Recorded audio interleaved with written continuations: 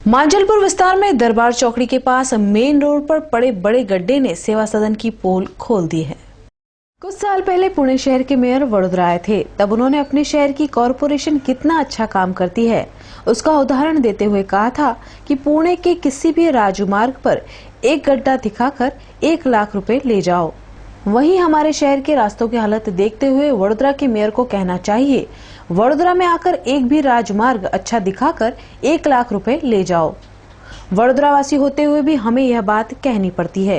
कारण स्पष्ट है, हर तीसरे दिन शहर के किसी विस्तार में गड्ढा होने की खबर मिलती है। वडोदरा में गड्ढे होने का सिलसिला पिछले 3-4 साल से शुरू हुआ है।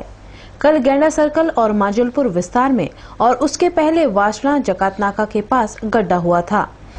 आज मांजलपुर दरबार चौकड़ी के पास मेन रोड पर बड़ा गड्ढा पड़ा है। उल्लेखनीय है कि ठीक इसके 200 मीटर दूरी पर करोड़ों के खर्च से सेवा सदन द्वारा आउटडोर स्पोर्ट्स कॉम्प्लेक्स का निर्माण हो रहा है।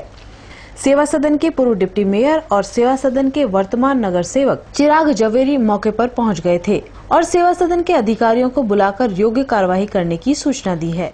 आ अठवाडियानी अंदर मांजलपुर खाते ड्रेनेज लाइन बेसी जवाथी आ बीजो भूવો પડે છે। रोज छेल्ला કેટલાય દિવસથી વડોદરા શહેરમાં ક્યાં ને ક્યાંક જુદી જગ્યાએ ભૂવા પડી રહ્યા છે। વડોદરા શહેર એ ભૂવાઓનું શહેર થઈ ગયું છે, કારણ કે જૂના શહેર વિસ્તારની અંદર 125 વર્ષ જૂની ડ્રેનેજ લાઇન છે, ત્યાં આજ દિન લગી એક બી ભૂવો પડ્યો નથી।